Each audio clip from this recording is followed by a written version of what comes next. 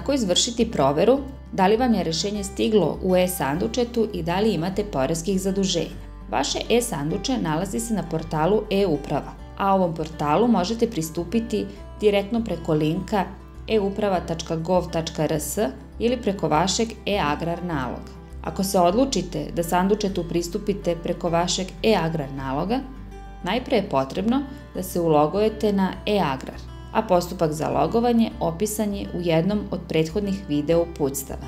Nakon logovanja izaberite opciju e-sanduče, a nakon toga kliknite na polje Moja e-uprava, a zatim na polje Prijava.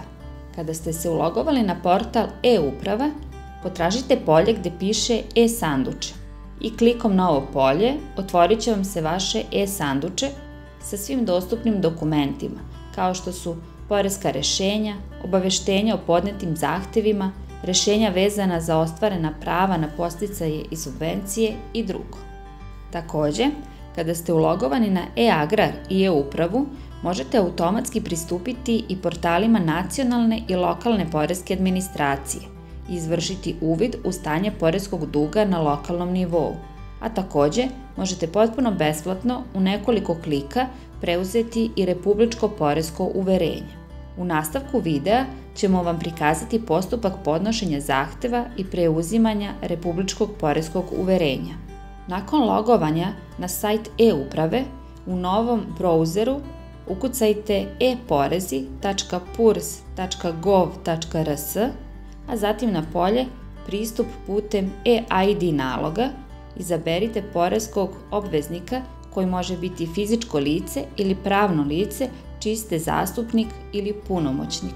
Nakon ulaska u deo za podnošenje prijava, sa leve strane izaberite opciju Uverenja i kreirajte zahtev za izdavanje uverenja tako što birate iz spadajućeg menija tip zahteva, zatim svrhu za izdavanje uverenja i upisujete vašu e-mail adresu. Vaši lični podaci, kao što su PIB pravnog lica i jedinstveni matični broj fizičkog lica, bit će unapred prikazani.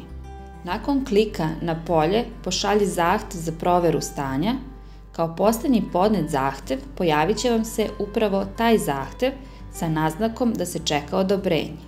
Klikom na polje status će se promeniti u odobren i automatski će biti kreirano uverenje koje možete odmah preuzeti klikom na uverenje. Ovako preuzeto uverenje jednako je validno kao i uverenje izdato od strane poreske uprave, s tim da ovakvim načinom podnošenja zahteva štedite i vreme i novac. Ako želite da proverite da li imate poreskih zaduženja na lokalnom nivou, potrebno je da posetite web sajt lokalne poreske administracije lap.gov.rs i na ovaj portal se možete prijaviti korišćenjem lične karte ili preko mobilne aplikacije Consent ID. Nakon uspešnog logovanja izaberite opciju Upit stanja obveznika, a nakon toga odaberite vrstu obveznika koji može biti fizičko lice ili pravno lice čiji ste zastupnik ili punomoćnik.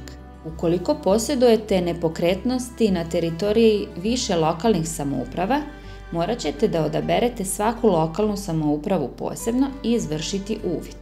Izborom opštine ili grada automatski će se prikazati stanje duga na dan provere, a data vam je i mogućnost elektronskog plaćanja ovih obaveza.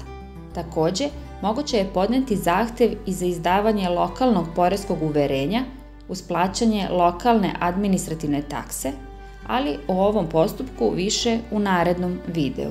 Ukoliko i pored gledanja ovog uputstva niste sigurni kako da samostalno podnesete ovaj zahtev, obratite se Udruženju Mladi poljoprivrednici Srbije i naš stručni tim će vam pomoći oko podnošenja zahteva. Prednost pri pružanju ovakve vrste podrške imaju članovi udruženja, a informacije o načinu učlanjenja potražite u opisu ovog videa.